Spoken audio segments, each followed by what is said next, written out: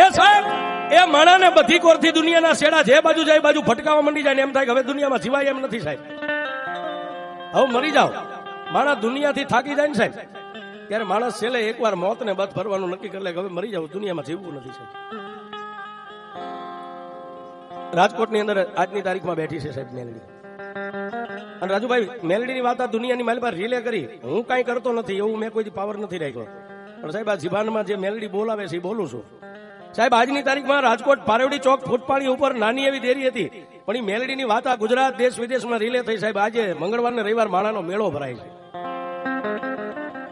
સાહેબ. હિન્દુના ઘરે તો મેલડી બેઠી છે, પણ માણા એમ વિચારીને જાય છે કે ઇકબાલની મેલડી કેવી સાહેબ, હાલો એકવાર એને જોવી છે. આજે રાજકોટની માલમાં મેળો ભરાય સાહેબ, રવિવાર ને મંગળવાર. જેની માથે એ લેણું દેણું ને કરજ એટલું બધું વધી ગયું સાહેબ. છેલ્લે પૈસા વાળા એને વોર્નિંગ આપી દીધી, ઇકબાલ એ છેલ્લા મહિનાની માલિપા પૈસા ન આવ્યા એટલે આ દુનિયાની માલિપા તું નથી, આ નક્કી કરી રાખજો. હવે આ છેલ્લો મહિનો, આ મહિનાની માલિપા અમે જે 5 હાથ તારા પૈસાના લેણિયા છે, આ 1 મહિનાની માલિપા અમારા હાથેના પૈસા ભરપાઈ ન કર્યા તો 1 મહિનો વીતે એટલે આવતી 1 તારીખ પછીનો દિવસ તને દુનિયામાં જોવા નહીં દે છે. જાતનો મોમેડિયન મુસલમાન સાહેબ 5 વાર ખુદાની નમાજ પડે, ખુદાનો બંદો છે. પણ માણાને દુનિયામાં કીધું છે સાહેબ ગરજને કોઈ દી અકલ ન હોય. ગરજ માણાની હોય ને ગરજને અકલ ન હોય. એ હાથ માણાની વચ્ચેથી નીકળવા માટે ઇકબાલે 2 હાથ જોડીને રાજુભાઈ એટલું કીધું ભાઈ 1 મહિનાની મને મુદત આપી છે ને, 1 મહિનાની મારી પાસે હું મારી જાત વેચીને તમને પૈસા ભરી દઈશ. 1 મહિનાની મારી પાસે તમારા પૈસા તમને ભરપાઈ કરી દઈશ. પણ કાયમ કહી છે સાહેબ કોઈ નો કરે એવું મેલડી કરે ને કોઈ નો આપે એવું મેલડી આપે છે. એ સાહેબ આની મારી પાસે આ ચોપડી રહી ને, દુનિયાની માલિપા તમારો ગમે એવો ચોપડો હોય તમે તેજુરીમાં મેકો, કબાટમાં મેકો, પટારામાં મેકો. એ સાહેબ ઈ ચોપડાની માલિપા ક્યારેક બળુકા માણસો કરતા લીટીની માથે કઈક બીજું લખી શકે અને તમારું લખેલું ભૂણી શકે, પણ આ ચોપડાની માલિપા લખેલું મારી મેલડી ભૂણી શકે, બાકી કોઈની તેવડ નથી છે. એ આ ચોપડો રહ્યો ને, આ નાનો એવો પોણી વેચનો ચોપડો, આની માલિપા જે વિધાતા અક્ષર માંડ્યા હોય ને એની માલિપા મારી મેલડીની કલમ જ હાલે, બાકી કોઈની નો હાલે સાહેબ.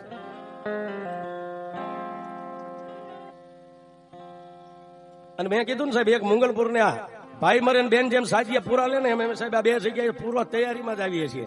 છેલ્લા સુવા સુધી લડી જ લેવું છે. અને મેલડીના માંડવામાં એના ગુણ ગાતા મરી જાય તો એથી વિશેષ હું સાહેબ એ જ ડાયરી કે એના ખોળે જગ્યા મળે.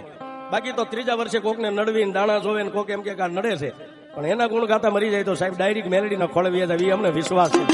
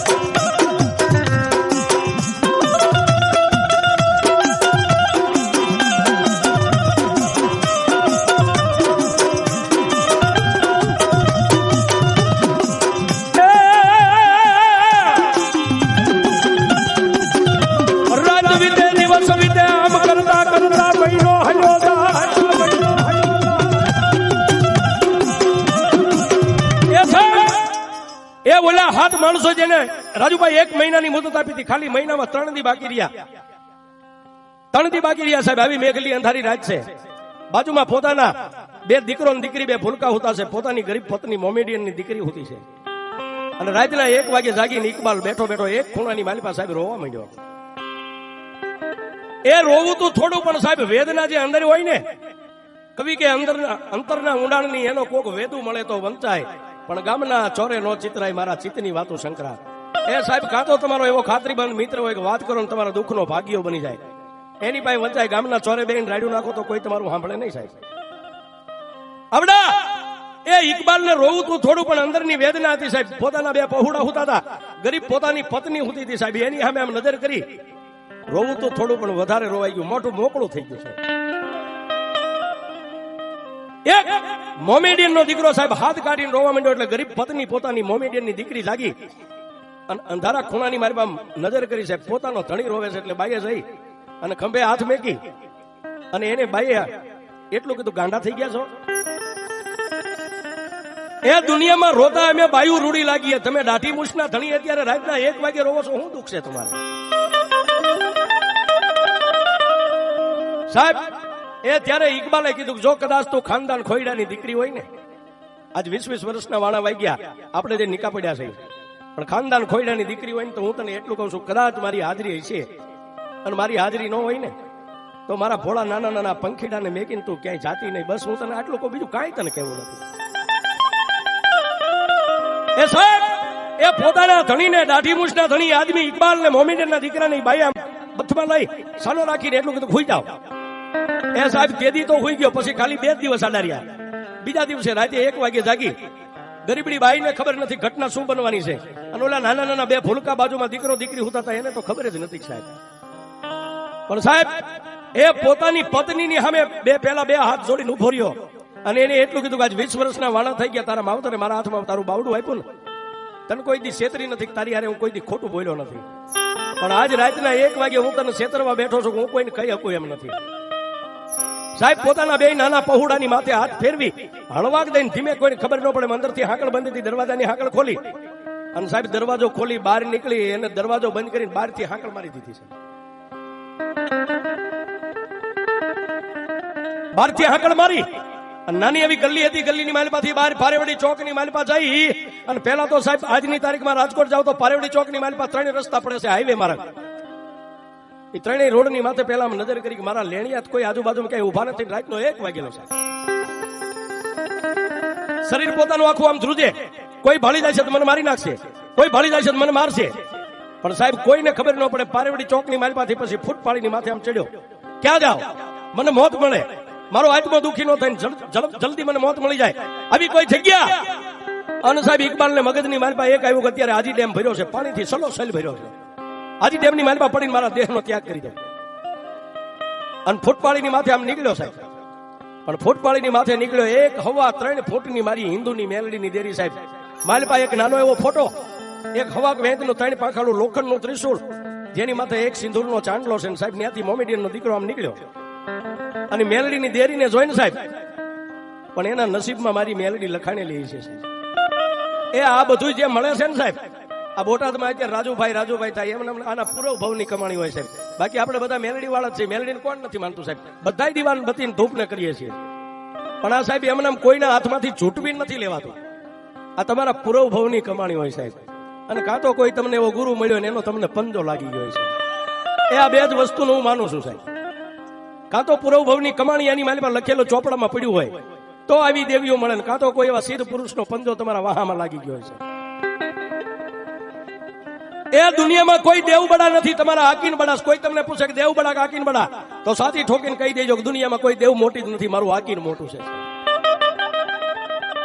સાહેબ. હું કામ કહી છે કે તમારું હાકીન હોય ને, આ કોમન પ્લોટ છે, એની મારી પાસે 1 સિંદૂર વાળો પાણો કરીને બેર દેજો ને 12 મહિના હનુમાન કરજો સાહેબ. 13મા મહિને જો હનુમાન જવાબ ન દે તો મારો ધંધો બંધ કરી દઈશ. હા સાહેબ, પણ 12 મહિના તમારે એને હનુમાન રાતથી કરવો પડે, એટલે 13મા મહિને ઉભો થાય કે બોલ બાપુ હનુમાન છો. એક પાણો જો જવાબ દેતો હોય તો સાહેબ આપણા વડવા એની પાસે મરી ગયા છે માથા પટકીને. એ જવાબ ન દે ને, એ કાં તો તમારો વડવો દુબળો ને કાં તો તમારો વિશ્વાસ દુબળો હોય છે. એ આ 2 વાત ખાસ રાખજો, કાં તો આપણા વડવા દુબળા હોય અને કાં તો અત્યારે આપણે ભક્તિ કરીએ ને સાહેબ, આપણા બોલવામાં આપણા નાભીના અવાજમાં ફેર હોય, બાકી દેવ જવાબ આપે સાહેબ.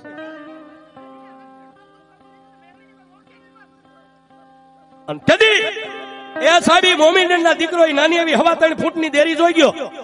એ પગની માલપા ફાટલ તૂટલ પહેરેલા ચંપલા એક બાજુ કાઢી 2 બાયું ચડાવી હતી, બાયું આમ ઉતારી અને ભીષણ પર થઈ અને મેલડી પાસે માથું નમાવીને પહેલા તો એક ઈ શબ્દ બોલ્યો કે માં, હું મોમેડિયનનો દીકરો છું, 5 વાર હું મારા ખુદાનો બંદો છું, ખુદાના નમાજ 5 ટાઈમ નમાજી છું, મારી હિન્દુનો દીકરો નથી. હિન્દુ તને કેમ બોલતા હોય, કેમ તને પગે લાગતા હોય મેલડી હું જાણતો નથી, પણ મારી ઈ ચોક્કસ જાણું છું, તારા ખોળે જે માથું નાખે ને, પછી હિન્દુ હોય તોય તારો, મુસલમાન હોય તોય તારો બાપ.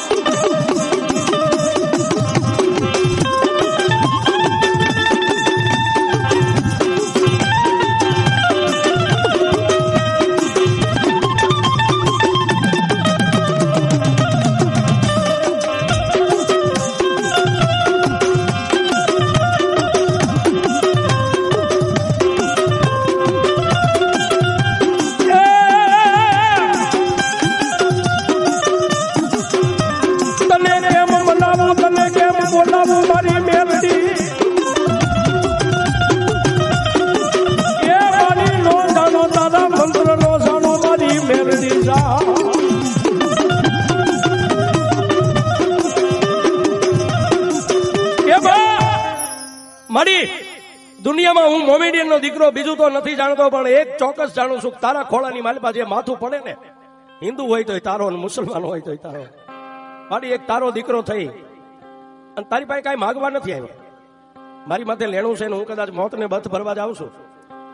એ મેલડી તારી પાસે હીરા ઝવેરાત પૈસા કાંઈ માગવા નથી આવ્યો, પણ મારી 3 વાર માથું ટેકાવી અને તને એક ભલામણ કરવા આવ્યો છું. જાતનો મુસલમાન છું, પણ મારી એક તને ભલામણ કરું છું કે હું તો અહીંથી હાલતો થાય છે એટલે હમણાં અડધી પોણી કલાકની માલિપા હાજી ડેમની માલિપા પડી અને મારા દેહને કાઢી નાખીશ. આ ખોળિયાની માલિપાથી પ્રાણ વ્યો જાય. પણ મારી મેલડી તને એક ભલામણ કરું છું કે જેને અત્યારે રાતે હું નોધારા મેકીને જે ઘરની માલિપા પૂરીને જાઉં છું ને,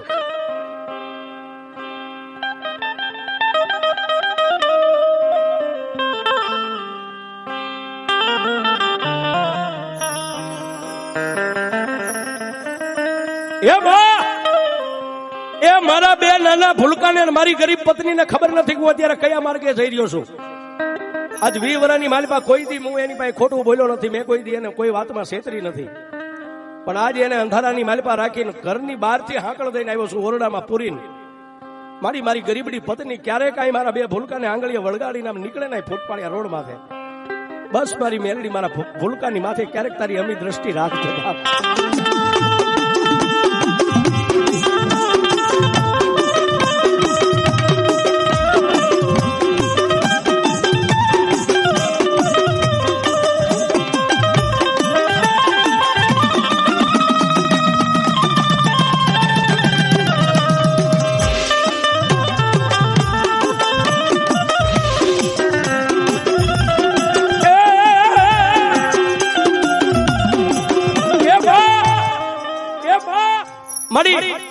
ક્યારેક મારા પાંખું વગરના પંખીડા પગની મારી પાસે પગરખા મારા જણ્યાને હશે નહીં હોય અને મારી ગરીબડી પત્ની ક્યારેક આ રોડની માથે મારા બાળકોને લઈને નીકળે ને, બસ મારી મેલડી એની માથે તારી અમી દ્રષ્ટિ રાખજે. હું તને આટલી ભલામણ કરવા આવ્યો છું, બાકી તારી પાસે કઈ માગવા નથી આવ્યો.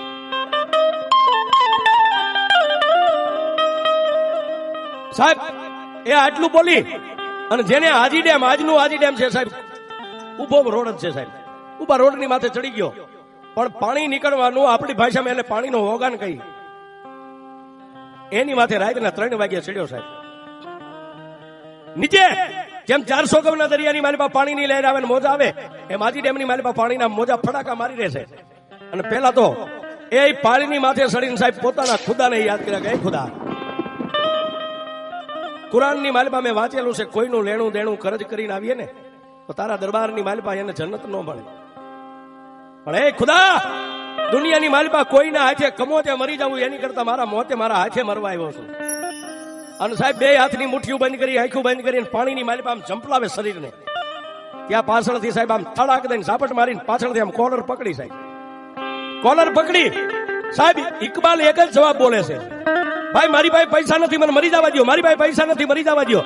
એક જ વાતનું એને રટન ઉપડી ગયું. એને એમ થઈ ગયું કોઈ માણસ પોગી ગયો, કોઈ મારો દુશ્મન પોગી ગયો, કોઈ મારો લેણિયાત પોગી ગયો.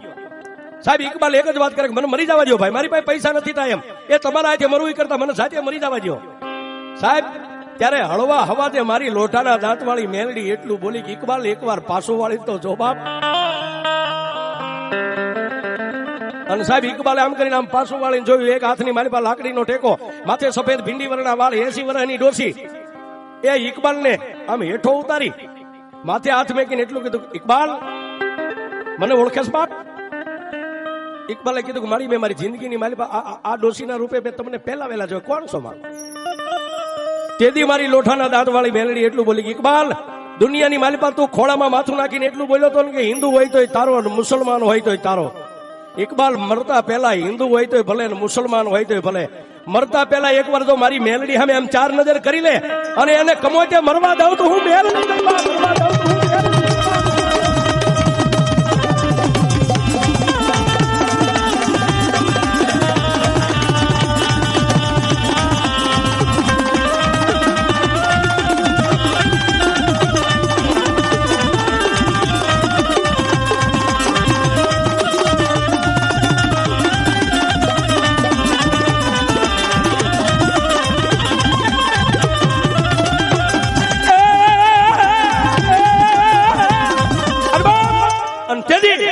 એ સાહેબ હું મેલડી આટલું જ્યાં ડોસીના રૂપે મારી મેલડી બોલી ને લાકડી પડે એમ મોમેડિયન નો દીકરો ઇકબાલ બે પગમાં મેલડીના ચાલી લીધા છે.